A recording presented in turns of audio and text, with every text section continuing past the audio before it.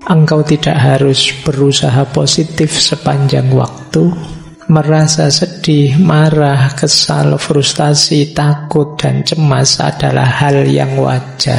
Memiliki perasaan seperti itu tidak menjadikanmu orang yang negatif, namun hanya menjadikanmu manusia. Mengaji Hening bersama Dr. Fahrudin Faiz. Mari kita simak. Cirinya mental sehat, ini secara umum. Kalau tadi kan ranahnya, kalau ini ciri konkretnya. Yang pertama, emosinya seimbang. Emosi seimbang itu bukan tidak bisa marah, stabil, terus tidak begitu. Ya kadang marah tapi bisa ngatasi, kadang kecewa tapi bisa ngatasi. Kadang dikit-dikit ada putus asanya, tapi ya bangkit lagi. Ini namanya seimbang.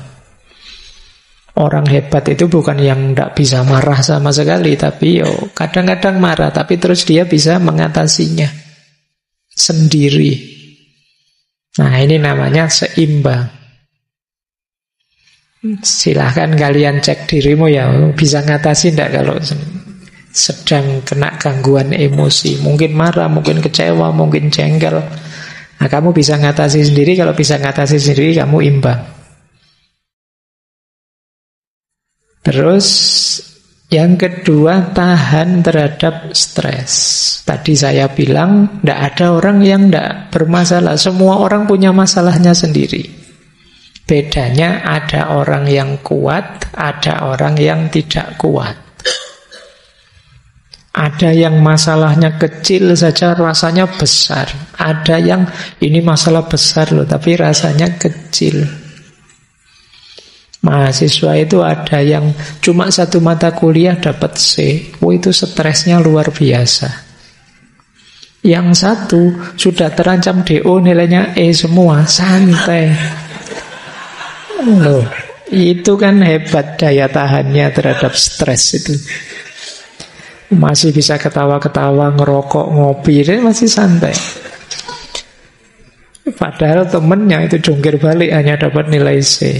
Nah, ini urusan daya tahan kamu hebat.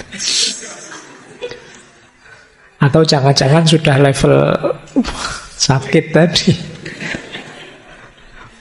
Jadi ini daya tahan ya. Ayo latihan untuk menghadapi tekanan.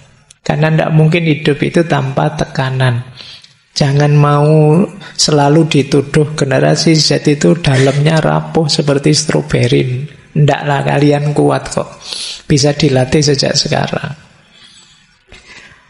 Nah, yang ketiga, mental sehat itu pergaulannya juga sehat. Hubungan sosialnya sehat. Bisa berteman. Jadi enak kalau diajak bergaul, itu berarti sehat. Karena ada orang itu yang sosialnya kacau. Tiap kali punya teman masalah, terus jengkeli orang, nyusahi orang, ngerepoti orang. Hubungan sosialnya tidak bagus. Nah, kalau kalian banyak sekali teman, banyak yang respect dengan kalian, itu kemungkinan hubungan sosialmu bagus. Nah, itu ciri-ciri mental sehat. Kemudian yang keempat, percaya diri. Pede, mau apa-apa siap. Nah, itu percaya diri. Kamu yakin bahwa kamu bisa. Kalau gagal, ya bangkit lagi. Mungkin tadi ada yang keliru, ada yang kurang, ada yang salah. Biasa dalam hidup. Siap bangkit lagi. Aslinya saya bisa kok, Pak. Kok gagal terus? Ya berarti yang tadi tidak asli, Pak. Nanti kalau sukses, itu aslinya. Nah, gitu loh, biar kamu percaya diri. Jadi, wong manusia itu makhluk potensi. Kamu bisa jadi apa saja. Sejauh kamu mau dan siap untuk belajar.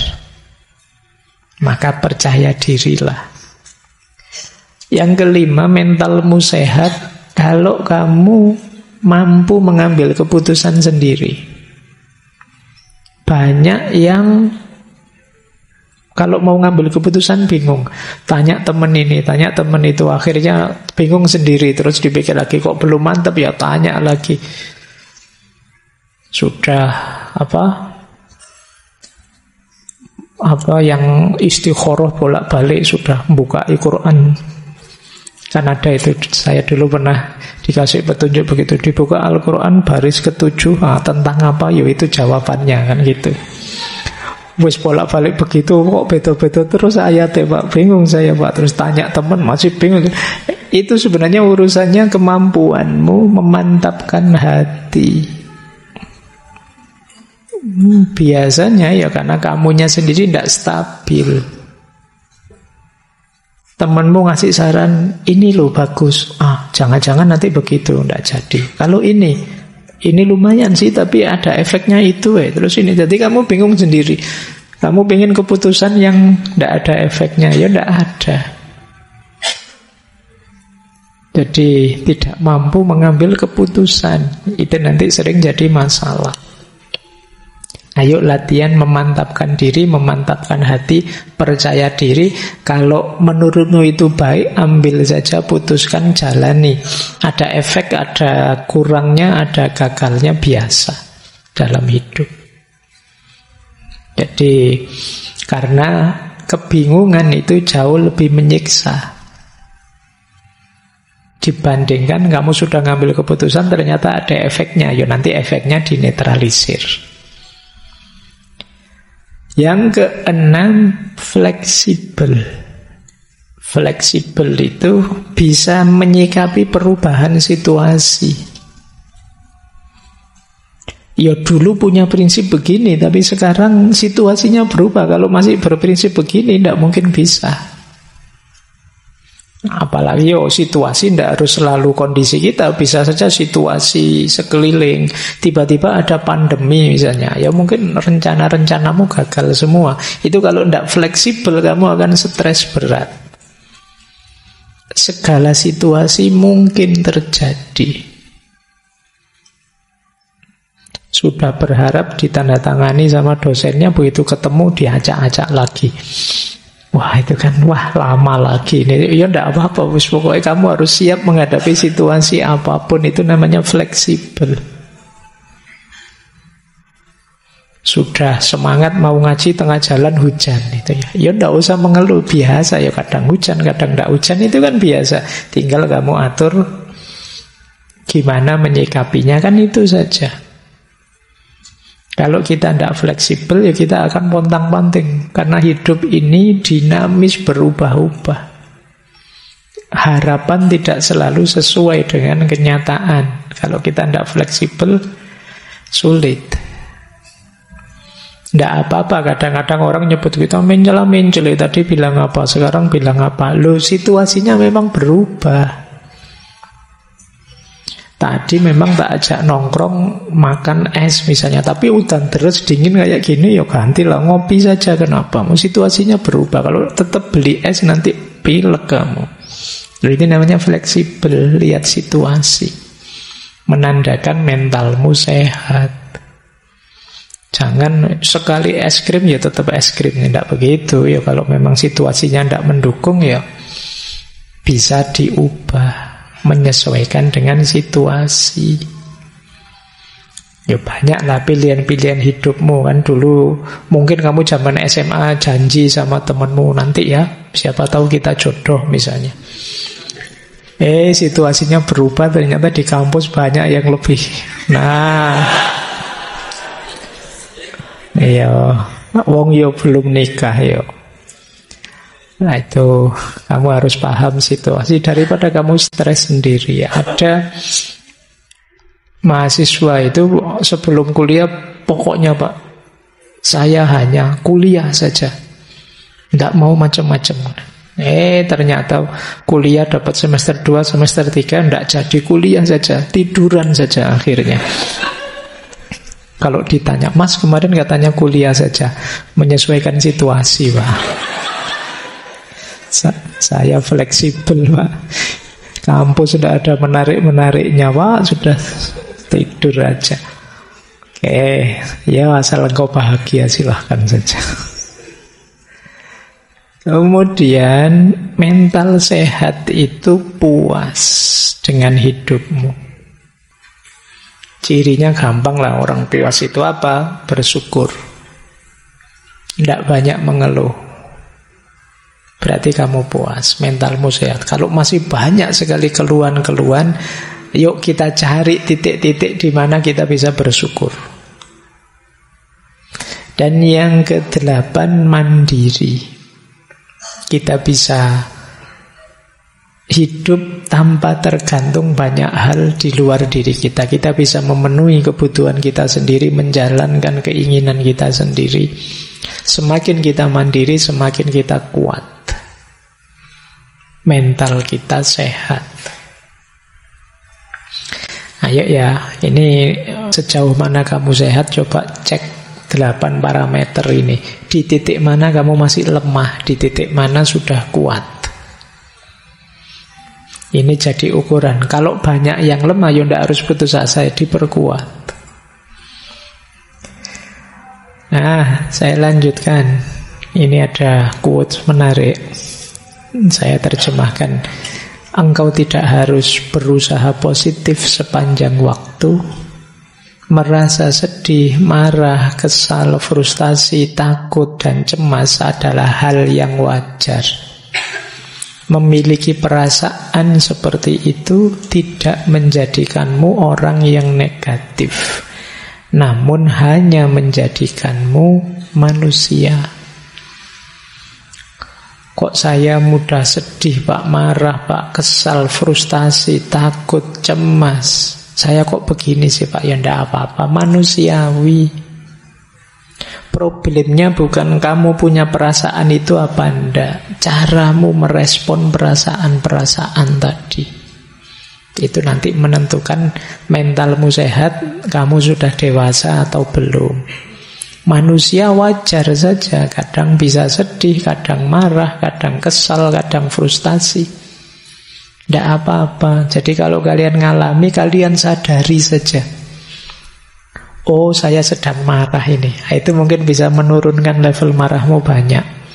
Oh, ternyata ini saya cemas. Oh, banyak kita yang panik, tidak sadar, bingung. Akhirnya seolah-olah kalau sedang kesal, sedang takut, sedang cemas itu sesuatu yang tercela. Padahal manusiawi saja.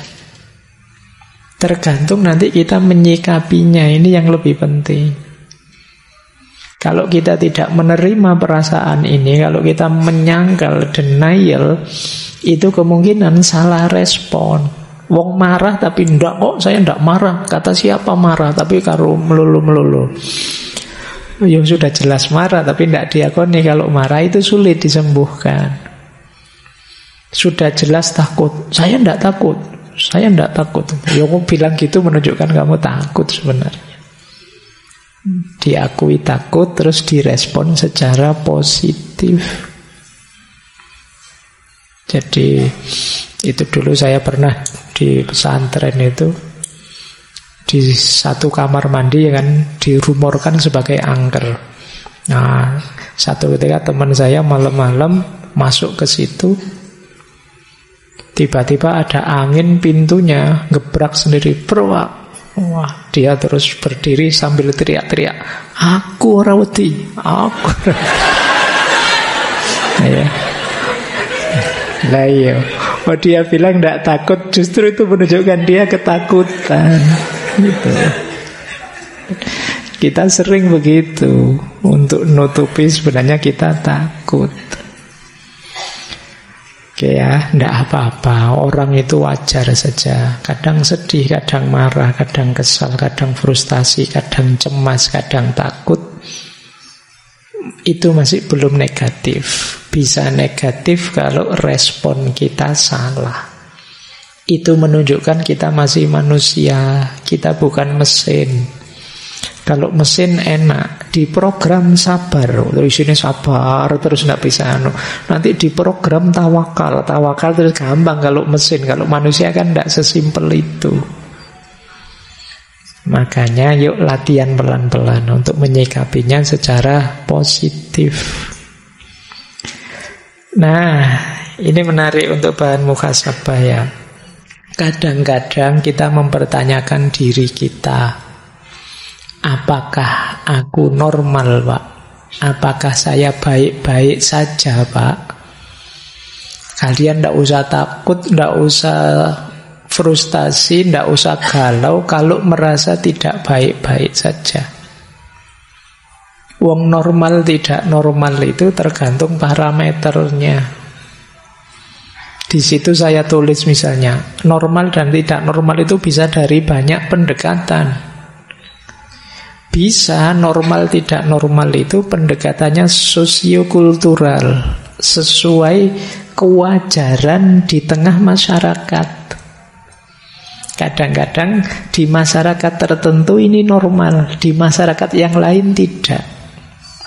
Nah, jadi kadang-kadang kalian juga begitu, merasa tidak normal karena tidak cocok saja dengan kesepakatan masyarakatnya. Mungkin tidak ada hubungannya dengan benar salah, tapi yo kalah dari sisi populer saja. Di situ saya kasih contoh ini. Kalau di buku ada contoh, di budaya tertentu menangis meratap pada pemakaman orang asing itu biasa, tapi di budaya yang lain dianggap tidak normal. Wong pemakamannya orang asing kok sampai menangis meratap-ratap. Nah, ini namanya budaya. Ada satu daerah kalau teman-teman disuguh makan harus habis. Tapi di daerah yang lain kalau teman-teman disuguh makan justru jangan habis. Nah, itu kenormalan yang berbeda dari kultur yang berbeda. Kenapa sih logikanya kok yang di sini harus habis? Ya biar tidak mubazir. Sementara yang sini jangan sampai habis, biar kita tidak dianggap nek basa Jawa ini geragas. Disuguhi banyak sekali yo, habis semua kan gitu. Ya makanya kalian harus pinter-pinter ya kalau bertamu di tempat yang jangan sampai habis ya kalau ngambil makanan yang banyak nanti biar tidak habis.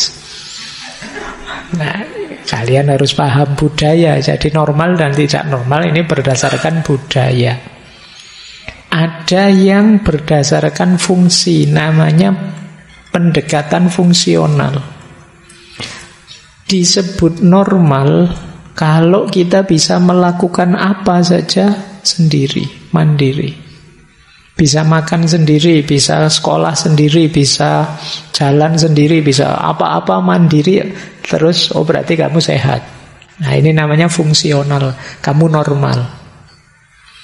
Nah, yang tidak bisa sendiri, perlu bantuan, perlu dorongan. Orang menyebutnya tidak normal. Ini namanya pendekatan fungsional saja.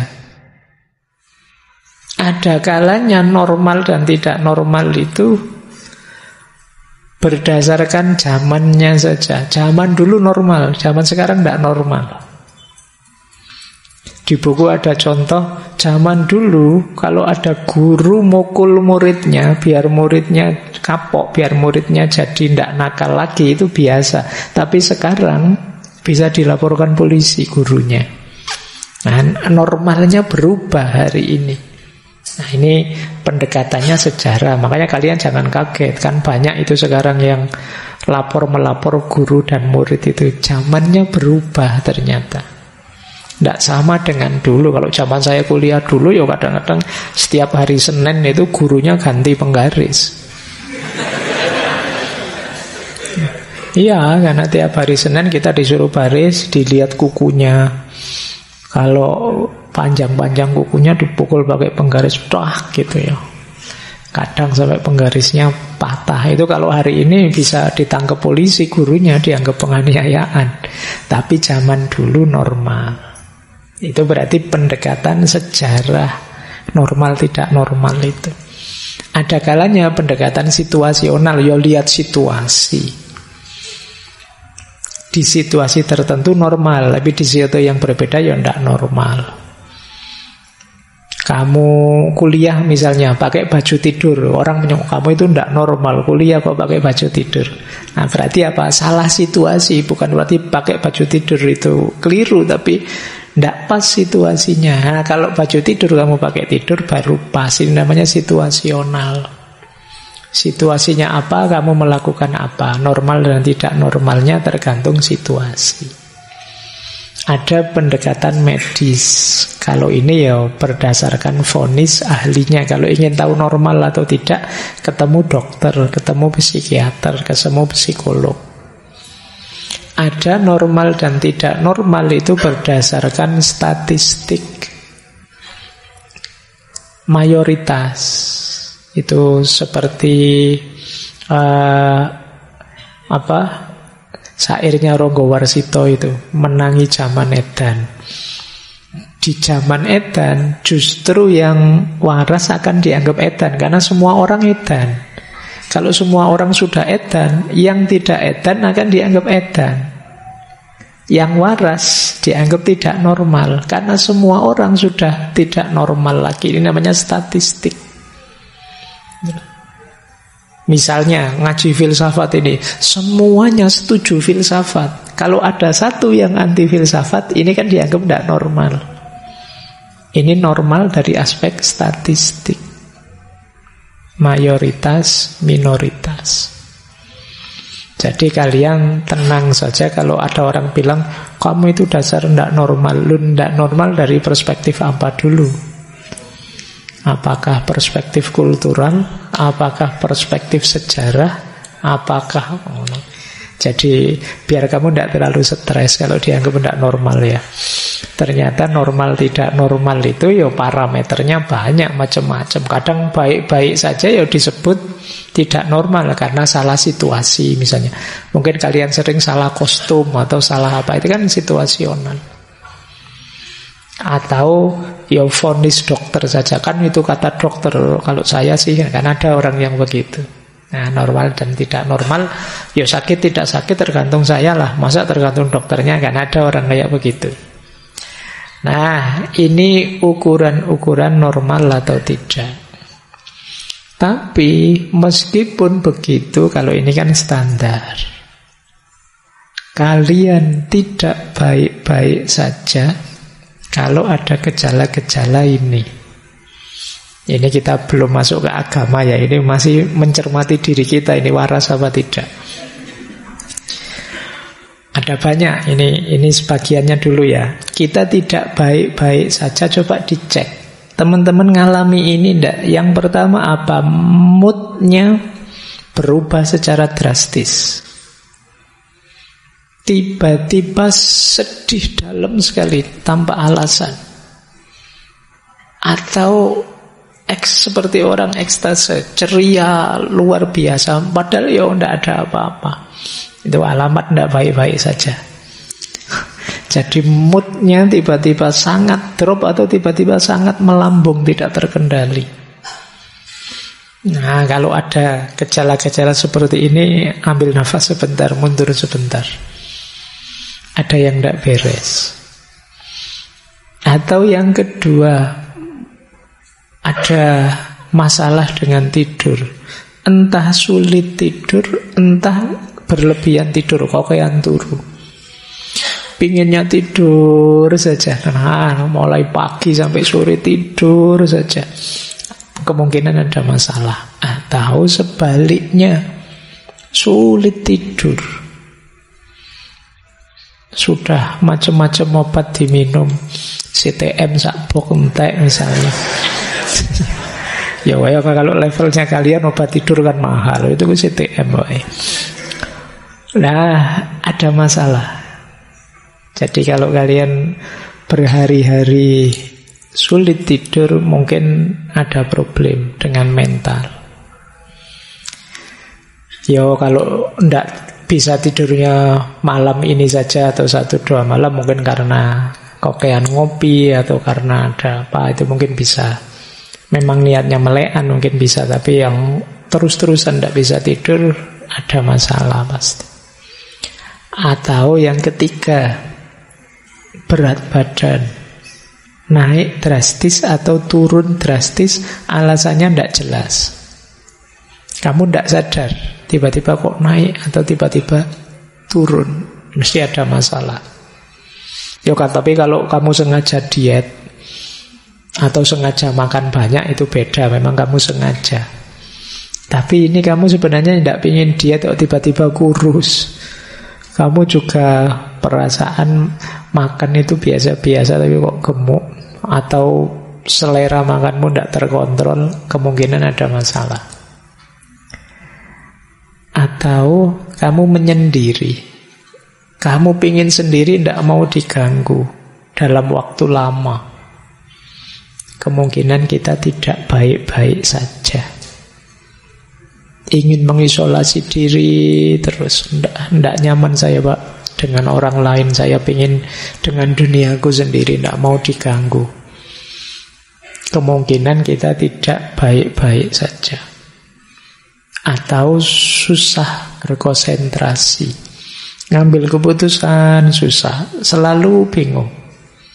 Sekedar pingin makan di mana malam ini itu mikirnya suwi banget. Stres gara-gara itu. Kok kamu kurus? Saya mikir Pak, mikir apa? Mikir makan di mana. Tiap hari begitu Pak. Jadi ada masalah Pak.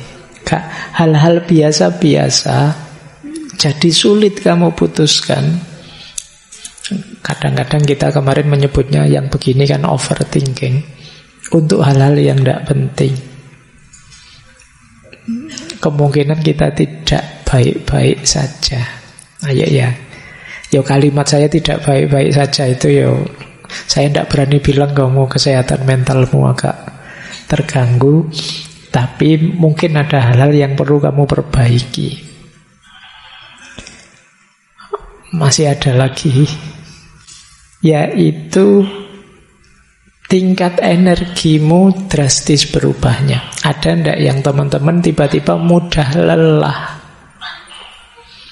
Biasanya saya itu sehat loh Pak, sekarang jalan sebentar ke kampus rasanya lelahnya luar biasa.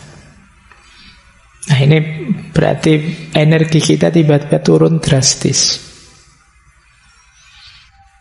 Atau ada gembira berlebihan yang tidak wajar. Cuma nonton apa gitu, ketawanya tidak selesai-selesai. Jadi kemungkinan kita butuh pelampiasan. Jadi kita butuh pelarian. Nah ini jangan-jangan kita memang tidak baik-baik saja. Apalagi yang ini, ada persepsi atau pola pikir yang terganggu. Mungkin ada yang mengalami delusi atau halusinasi, melihat yang sebenarnya tidak ada, atau membayangkan yang buruk-buruk sampai kamu sedih sendiri. Nah ini berarti kita tidak baik-baik saja. Ada lagi perubahan dalam perilaku. Jadi tiba-tiba sensi, ngamukan, tersinggungan. Kemungkinan memang tidak baik-baik saja. Atau merasa diri tidak bernilai. Mungkin kemarin pernah saya ceritakan tiba-tiba ada mahasiswa yang curhat ke saya bahwa Pak, kenapa sih saya itu ada di dunia ini? Gunanya apa Allah itu menciptakan saya? Wong saya merasa tidak ada gunanya apa-apa. Saya itu beban bagi semuanya yang lain. Kalau ada yang pikirannya begini memang sedang tidak baik-baik saja. Ayo kita bereskan pelan-pelan. Jangan kesusu ngambil keputusan yang buruk-buruk. Jadi ini rasa tidak bernilai. Apa sih gunanya aku, siapalah aku, dan lain sebagainya. Atau kalau yang terakhir ini mungkin agak unik. Ini namanya psikosomatis. Psikosomatis itu sebenarnya gangguan jiwa, tapi merembetnya ke sakit fisik. Mudah sakit kepala, mudah nyeri, asam lambungnya naik, vertigonya kumat, dan lain sebagainya. Ini biasanya namanya psikosomatis. Kalau mau ujian, asam lambungnya naik. Itu psikosomatis namanya. Jadi sebenarnya itu pikiran, tapi yang mengimbas ke fisik. Jadi ini kebalikannya mensana in corpore sano. Dalam tubuh yang sehat terhadap jiwa yang sehat. Kalau ini dalam jiwa yang sehat ada tubuh yang sehat. Karena diawali dari pikiran, dari jiwa, mengimbas ke sakit fisik. Kalau dalam sejarah Islam kan ada cerita Imam Ghazali menyembuhkan, saya lupa, kalau bukan Al-Ma'mun ya Al-Amin, waktu muda. Yang dia ini sedang anaknya raja tapi jatuh cinta tapi tidak berani ngomong. Karena ya dia anaknya raja yang dicintai mungkin orang biasa. Sampai kemudian jatuh sakit. Nah, kan jatuh cinta tidak berani ngomong bisa jadi sakit. Ini namanya psikosomatis. Yang itu tidak ada tabib yang bisa menyembuhkan. Akhirnya sama Imam Ghazali, ketika beliau diminta nasihatnya gimana agar pangeran ini sembuh, sama Imam Ghazali, Imam Syafi'i, sama Imam Syafi'i dibisikilah nama-nama jalan seluruh kota. Nah, pas nama jalan di mana perempuan yang dia jatuh cinta ini tinggal, pangerannya melek. Wah, seneng Imam Syafi'i. Mesti hubungannya dengan jalan ini. Terus coba cari nama perempuan-perempuan semua yang tinggal di jalan itu. Nah, dibisikkanlah ke telinganya pangeran itu, dan begitu pas nama perempuan yang dia cintai, kaget dia. Tiba-tiba bangun. Nah, ternyata kuncinya di situ. Jalan keluarnya gampang, dikawinkan. Wong anaknya raja kan gampang. Kalau kalian tidak tahu saya. Ya kalau kalian stres koyo apa meskipun ketahuan penyakitnya, kalau kayak gitu tidak jaminan juga. Kalau anaknya raja sih gampang. Terima kasih sudah menyimak. Semoga channel Mengaji Hening bersama Dr. Fahruddin Faiz selalu bisa memberikan ilmu, motivasi, dan kebermanfaatan. Salam sehat dan bahagia.